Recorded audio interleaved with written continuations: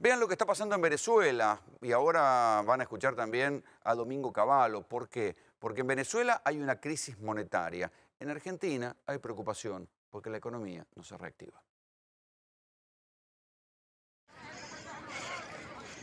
Ahora, como pueden observar, las autoridades, la policía del Estado tratando de controlar. ¡Tiene hambre! ¡La gente tiene mucha hambre!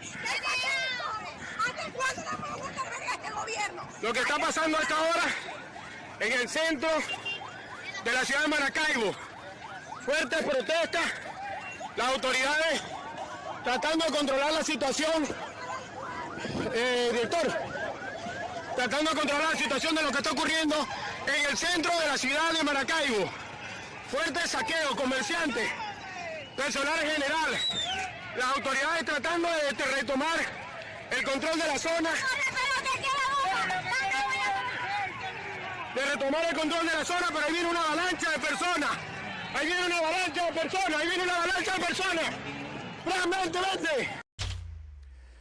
Esto está pasando en Venezuela y no son solamente saqueos por hambre. Se saben que en Venezuela hay una situación de crisis de alimentos, de remedios. Yo estuve allá hace unos meses y se los mostré. Sino que en este caso particular, estos episodios, estos días tienen que ver con un fenómeno monetario. Están reemplazando la moneda degradada por moneda nueva, pero a su vez, como el régimen chavista es absolutamente ineficiente, no logra conseguir los billetes y esto ha generado, como siempre sucede, cuando hay un fenómeno de locura monetaria, esto. Doctor Domingo Cavallo, buenas noches. Buenas noches. ¿Qué está pasando en Venezuela? Explicado para... Están en hiperinflación, como estuvimos nosotros en el 89 y principios del 90. Y en la hiperinflación, por más que el Banco Central emita muchísimos billetes de la moneda local, la velocidad de circulación de esos billetes es muy grande.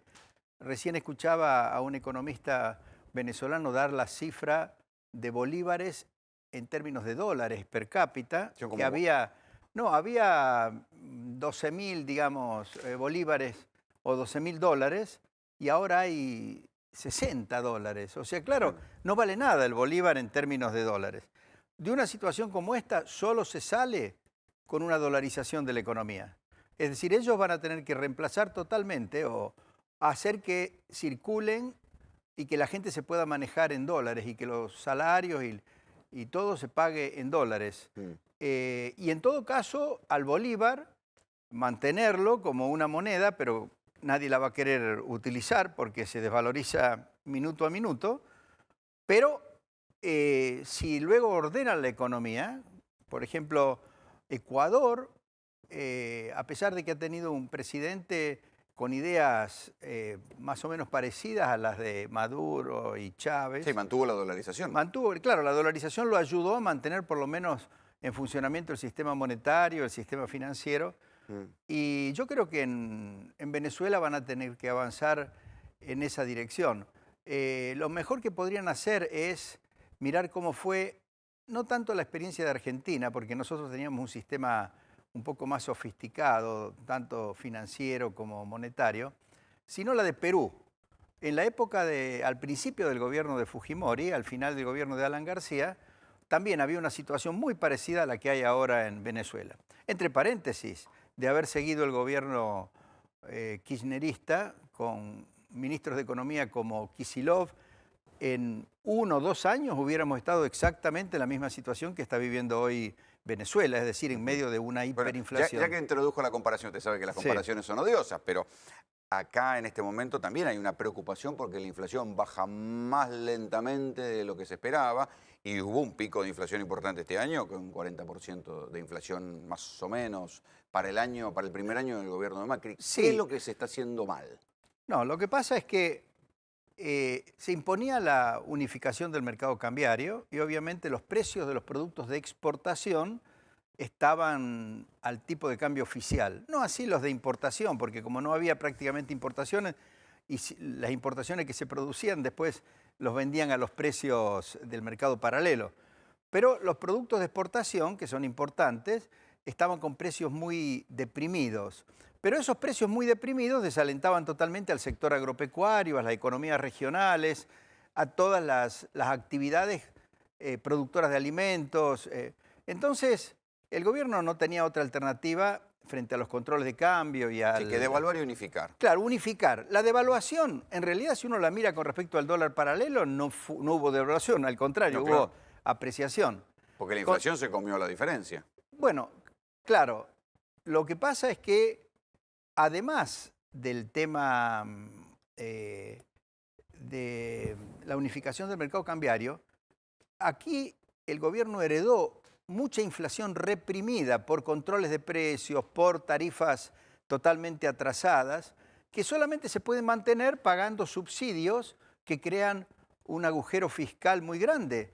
Y ese agujero fiscal o se financia con emisión monetaria, como lo venía haciendo el kirchnerismo, o con endeudamiento, como lo está haciendo... Hay muchos economistas que están diciendo que justamente las cuentas del gobierno de Macri, por lo motivo que sea, no cierran, que la deuda ya alcanza el 50 y pico % del PBI, que la emisión del EVAX es como otra masa de dinero, que la deuda externa propiamente después del pago de los fondos buitres también se disparó geométricamente, que cayó la recaudación y aumentó el déficit.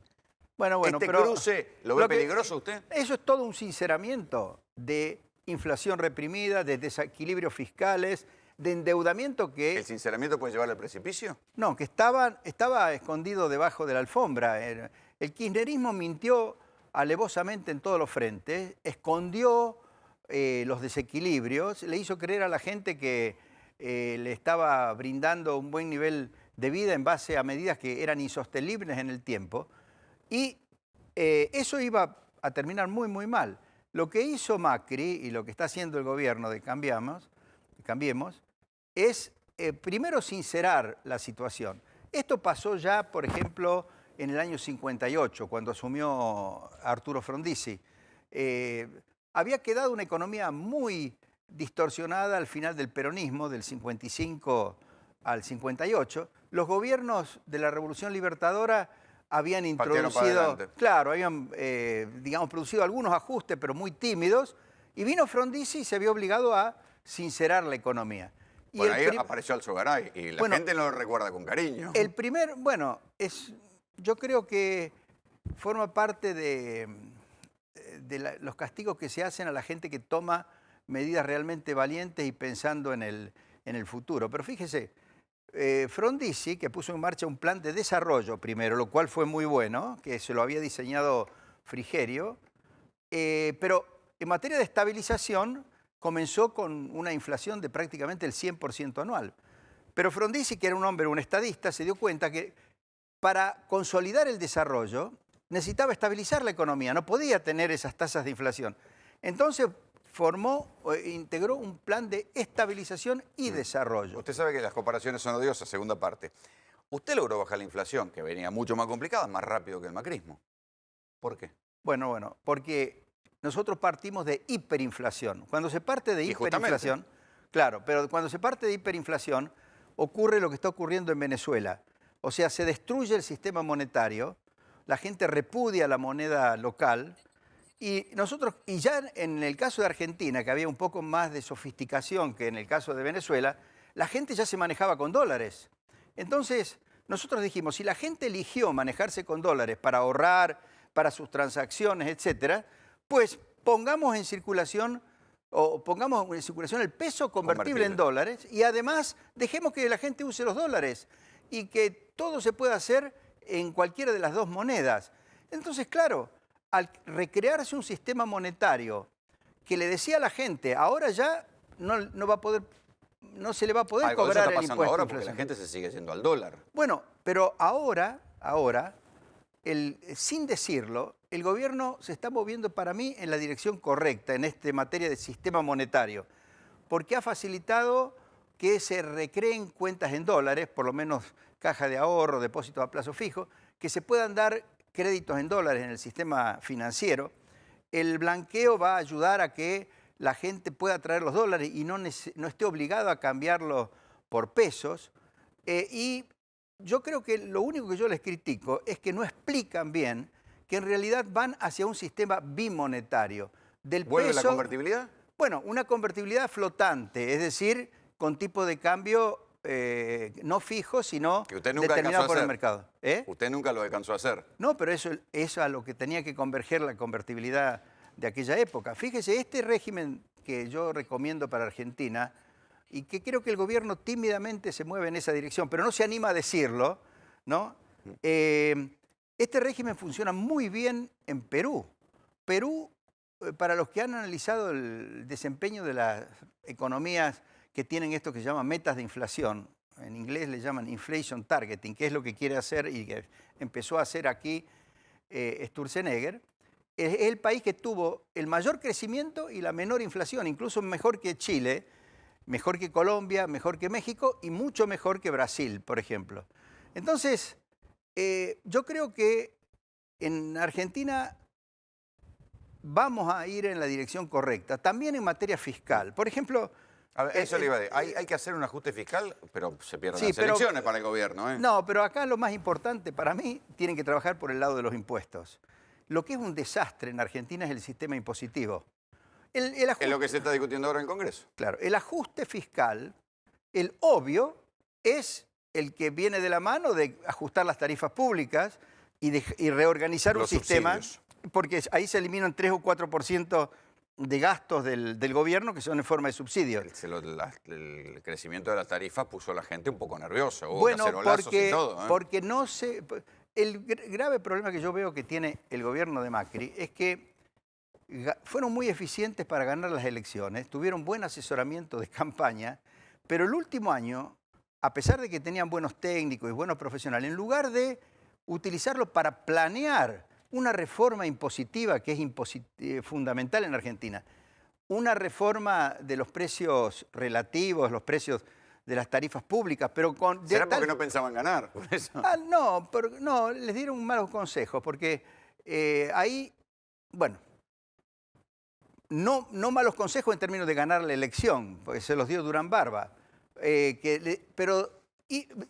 Durán Barba iba a reuniones de la Fundación Pensar y les decía, no discutan nada que haga ruido, que pueda ser tomado como que va a haber ajustes. Entonces los técnicos directamente no se ponían a pensar en soluciones sostenibles en el tiempo. Quiero que vea conmigo lo que dice Macri hoy.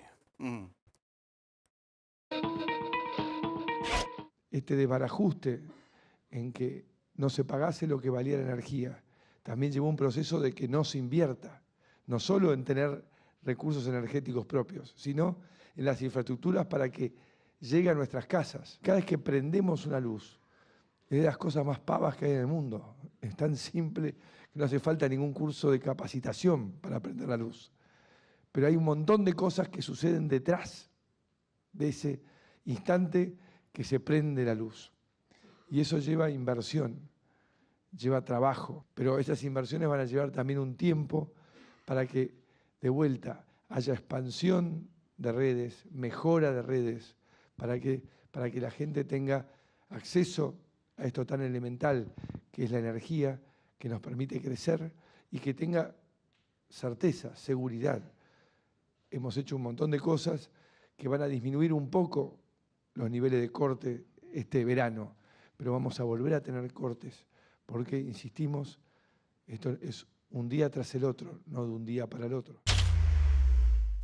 ¿Usted cree que hay que leer Tiene, por ahí que... tiene toda la razón Sí. lo que dice Macri, es perfecto. Yo le hago una crítica. Esto se sabía desde bastante antes de que él ganara la elección. Y si bien tiene buenos técnicos, me consta que cuando estaban discutiendo cuáles debían ser las reglas de juego para el sector energético, también ahí hicieron que se dispersaran los equipos. Y yo creo que tienen gente que sabe exactamente cómo se podría haber reorganizado desde el vamos el sistema energético para atraer de inmediato inversiones y para resolver el problema tarifario sin crear una crisis social. Tuvo un costo social, digamos. No, bueno, porque lo hicieron mal, lo hicieron mal. Y lo mismo está pasando con el tema impositivo. Obviamente el proyecto que mandó el Poder Ejecutivo en materia de impuesto a las ganancias es mucho más razonable que el que mandó la oposición. El de la oposición, el que hicieron entre Marco Labaña y Kicillof y con la bendición de Massa, es un disparate total desde todo punto de vista. Una persona que tenga los mínimos conocimientos de un tributarista no puede redactar una ley como esa, ¿no? Es un disparate total. Yo espero que en este diálogo que están abriendo tengan oportunidad de explicar lo disparatado que es esa reforma y salga algo parecido a lo que propuso el Poder Ejecutivo. Pero ahí hay una cuestión política. Dicen, ¿cómo? Para bajarle los impuestos a las mineras, al campo, ahí fueron rápidos. Para bajarle los impuestos al salario, hay dudas, bueno, demoran. pero ¿sabe lo que yo le contestaría si me hacen ese planteo? ¿No? Primero, yo le hubiera aumentado, como le aumentaron, el mínimo no imponible del impuesto a las ganancias, hubiera ajustado el año pasado mismo las escalas de una manera más o menos razonable, pero después hubiera llevado la discusión a la creación de un mínimo no imponible para los impuestos al trabajo, que son los que verdaderamente afectan a los trabajadores.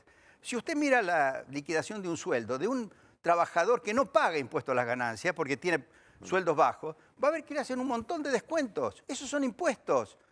Le van a decir, ah, no, porque esto es ahorro para la jubilación. ¿Qué ahorro para la jubilación? Sí, las cuentas de ahorro de cada uno de los trabajadores se las apropió el gobierno. Y además, en los países bien organizados, tienen en los impuestos, los verdaderos impuestos al trabajo, son los impuestos que crean una brecha entre el costo laboral para la empresa y el salario de bolsillo del trabajador. Eso es altísimo en Argentina y eso alienta la informalidad laboral. Le encarece los costos. El famoso 47%. Exacto. Y entonces, lo que tendrían que haber hecho es poner un mínimo no imponible a esos impuestos y hacerlos... Bueno, pero eso es contra los sindicatos directamente, porque buena parte de ese dinero es dinero que va a los sindicatos y las obras sociales. No. A los sindicatos va... ¿Y el 11% de jubilación? El aporte del 11% de jubilación no va a los sindicatos. No, ese va al Estado. Claro, pero ¿qué van a hacer los dirigentes sindicales? Cuando, por ejemplo, si el gobierno les propone poner un mínimo no imponible a los impuestos al trabajo y hacerlo progresivo. Entre paréntesis, estos impuestos al trabajo se pagan hasta un sueldo de 60.000 pesos, ¿no? Con la excusa de que las jubilaciones tienen también un tope máximo. Pero hoy día ya no hay ninguna relación entre lo que aporta el trabajador y la jubilación que va a obtener, porque eso está legislado. Se ha achatado la pirámide. Entonces, lo que tienen que hacer es integrar el impuesto a los ingresos, que debería llamarse a los ingresos y no a las ganancias, a los ingresos personales, con todos los aportes a los sistemas previsionales, etcétera, y hacer un impuesto que sea progresivo, pero que justamente beneficie a los trabajadores de menores ingresos. Macri debería... Y los sindicatos, si el gobierno viniera con una propuesta de esa, los obliga a los sindicatos a que la acepten, porque ¿qué le van a decir a sus trabajadores? Supongamos que el proyecto dice, bueno, el que gana hasta 15.000 pesos no paga ningún impuesto sobre la nómina salarial.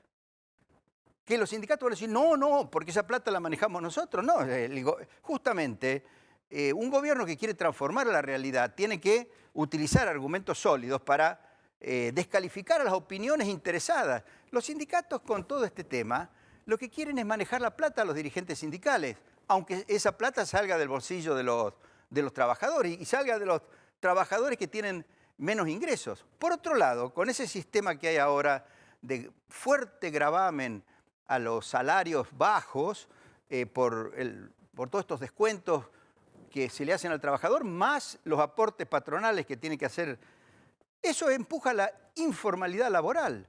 Porque una empresa... Bueno, no se bajó la cantidad de trabajadores. Quiero preguntarle por las empresas privatizadas. ¿Usted cree que hay que reprivatizar empresas? Mira, las empresas... las que se reestatizaron después del 2001. Lo importante de las empresas es que se manejen bien y que no den pérdidas, para que el gobierno no tenga que andar financiando déficit. O alguna privatizada, Domingo, que anduvieron mal. No, de las privatizadas, el gobierno no soportó en la década de los 90 ninguna pérdida. Aerolíneas Argentina perdió, tuvieron que poner la plata a los españoles. O sea, el peor negocio que hizo Argentina Casi fue... nos quedamos sin aerolíneas. ¿Cómo que no? En el 2001, acuérdese. No, que estaba todo cortado, los Marzán se iban. No, había mucho más vuelos y más conexiones que los que hubieron después durante el periodo de Duhalde y de los Kirchner. O sea que eso no... Ahí, por supuesto, el tema del 2001 era un conflicto con los gremios aeronáuticos. Pero los gremios aeronáuticos, si usted quiere arreglar el tema de aerolíneas, va a tener que enfrentarlos. O usted, si todo el mundo que ha estudiado el caso de Aerolíneas sabe que es un disparate cómo está organizado el régimen laboral y todos los sindicatos que intervienen ahí en la empresa de Aerolíneas. Ahora, hay que tener fortaleza desde el gobierno para enfrentar y resolver los problemas. Mi consejo a Macri, dado que ellos no se prepararon bien para gobernar desde el 10 de diciembre del año pasado, y dado que ahora tienen elecciones en octubre y cualquier decisión que sea un poco difícil de explicar o que sea un poco dura o que los confronte con los sindicatos o con... no los van a, si toman buenas decisiones, no van a confrontar con los sectores realmente más débiles de la sociedad. Eso los van a beneficiar. Pero los que están muy organizados para defender sus beneficios y sus privilegios, obviamente van a tener que enfrentarlos. Los tienen que enfrentar después de la elección del año próximo. Y para enfrentarlos, tienen que tener muy bien preparado el plan de estabilización y desarrollo, explicarlo muy bien. ¿Usted les aconseja que hagan la plancha y después hagan el ajuste? Y no, el ajuste no. Dígame, ¿la convertibilidad fue un ajuste? O sea, fíjese, la inflación bajó a cero muy rápidamente, o bajó al 4%. La economía creció en el año 91. Y le permitió ganar 3 elecciones a Menem. 10%. En el 92 de nuevo 10%. En el 93 7%. Pero en el tequila la inflación se fue a 18. La desocupación se fue a 18. Se fue a 18 la desocupación porque tuvimos un impacto muy negativo de los términos del intercambio y porque hubo una fuga de capitales causada por la crisis tequila, pero después enseguida se retomó el crecimiento de la economía. Entonces, y la crisis que empezó en realidad a fines del 98, 99 y llegó hasta el año 2002, cuando que fue la crisis realmente terrible fue la del 2002, a causa de los muy malos manejos monetarios que hizo Duhalde. El ajuste más terrible que se ha hecho en la economía argentina, como bien lo explica Iglesias en un libro nuevo que se llama, creo, La década saqueada, el ajuste más terrible fue el del año 2002. Ahí hicieron Pero algo... que había volado todo por los aires antes. No, no había volado, lo hicieron volar. Fíjese, hicieron lo que está haciendo ahora... ¿Usted cree que usted tenía margen para resolver el corralito? Por supuesto, por supuesto. Estábamos en plena reestructuración de la deuda, íbamos a lograr una reducción de la factura de intereses. Ya habíamos logrado para la mitad de la deuda. Estábamos ahí a punto. ¿El problema era la debilidad política entonces? No, voltearon al gobierno. Lo voltearon porque veían que en 2 meses más resolvíamos el problema. Y querían tomar el poder. Y entonces, sí, voltearon el gobierno. Está muy bien explicado en este libro de Iglesias, que no es, él no se dice, digamos, favorable a mí o a suyo, no, pero ha hecho una descripción muy, muy adecuada. Bueno, pero, a ver, los cacerolazos de la gente... Pero los cacerolazos fueron mucho más fuertes en el 2002 que en el 19. Todo lo que muestran en los canales de televisión, de la gente martillando... Ya la ligamos nosotros, ¿no? No, es que la gente martillando, todo eso pasó en enero, febrero del 2002. Todos los cartoneros aparecieron en enero, febrero del 2002. ¿Por qué? Porque los salarios reales se desmoronaron, bajaron 30%, las jubilaciones bajaron 40%, la desocupación saltó de 32 a 57%, la pobreza aumentó estrepitosamente. ¿Y por qué?